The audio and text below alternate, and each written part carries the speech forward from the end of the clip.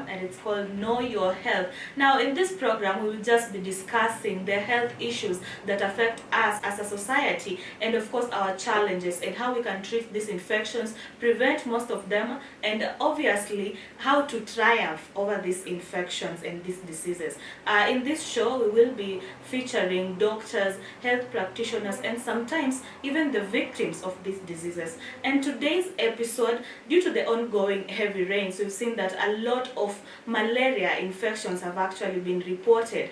And according to the WHO, in 2019 alone, there were an estimated 229 million cases of malaria worldwide, and deaths stood at 409,000. And now, of course, children accounted for over 67% of those deaths in 2019 alone. And African region reported 94% of all those infections worldwide. Well, that just means that especially in Kenya, we are in Africa, and that means malaria has actually been something like an endemic to us, and now we have to do something about it. That's why it is very important for us to discuss this disease and see how we can actually conquer it. And with me in studio to help explain malaria and to help you understand how it is actually spread and how you can prevent it is Jacob Wawire. Now, Jacob is the clinical officer in charge of God's Way Favor Nursing Home. Welcome, Jacob.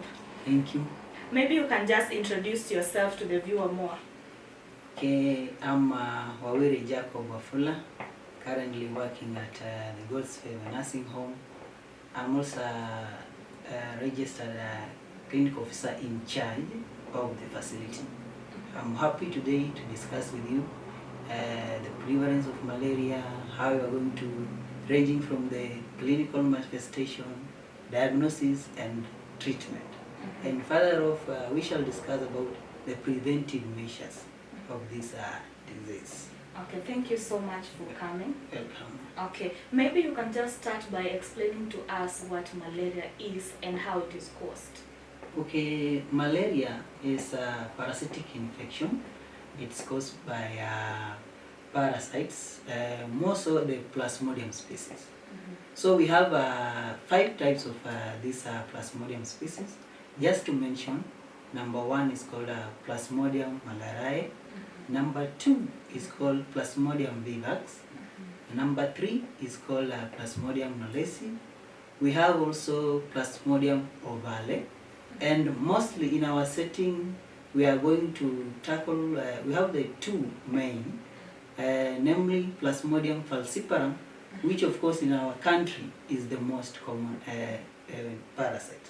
Then also we have vivax, which of course is also encountered in different parts of this country. So malaria basically is just a parasitic infection. So that's all about malaria and how it's caused by those parasites. I think that Plasmodium falciparum actually accounts for over 99% of infections in Africa. So I was wondering, what is the difference between Plasmodium falciparum and vivax that makes it more common, that makes falciparum more common in Africa and then vivax in other areas? Okay, a good question. You see that we have something called, these parasites, they are growing in every region. You see there are some parasites which cannot grow in certain regions and there are some which can grow in certain regions. So it depends with the mutation of the parasite. That's what creates the difference between the 2 species of the parasites. Yeah. Okay, thank you so much. What would you say is the symptoms of malaria? Okay, symptoms of malaria, first of all, we categorize malaria depending on the severity. So we have 2 types of malaria. So one is called uncomplicated malaria or non-severe malaria. Then secondly, we have complicated malaria or rather called severe malaria. So we shall start with the uncomplicated malaria. So with uncomplicated malaria is whereby you just get parasites in a blood slide, of which a patient will only have clinical features such as a headache, chills, sweating, we have hotness of body ranging to diarrhea. That's only about uncomplicated malaria. But with complicated malaria, this is detection of the parasite in a blood slide plus any other organ damage. For example, a patient will have a positive blood slide with a low hemoglobin count. Number two, the patient might also have something called jaundice, that's yellowness of the eyes. Then number three is called black water fever. This whereby there is great hemolysis. Hemolysis is the breaking down of the red blood cells, which are then excreted in our urine. Then the next thing about complicated malaria is whereby a patient will present in a comatose situation. Comatose situation means that a patient might not be talking. The patient might be impaired as far as the central nervous system is concerned. This is whereby now we go deep into something called cerebral malaria. Cerebral malaria now is whereby the patient is having a positive blood slide and he or she has altered mental status. Altered mental status meaning the patient might not be able to talk, the patient might not be able to respond to any pain or rather to any movement. So those are the differences we take in this patient regarding complicated malaria and uncomplicated malaria.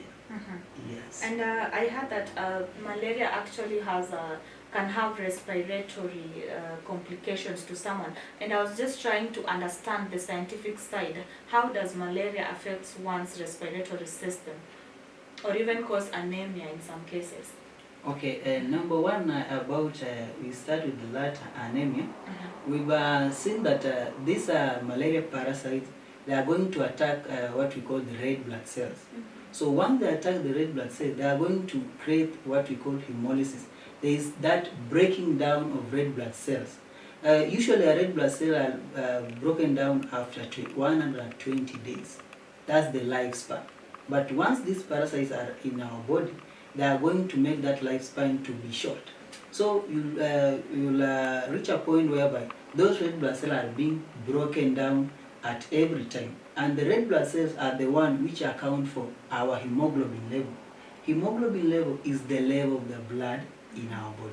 So once the red blood cells are being broken down every time, it means the level of hemoglobin is also not sufficiently produced, and that's why we end up with anemia.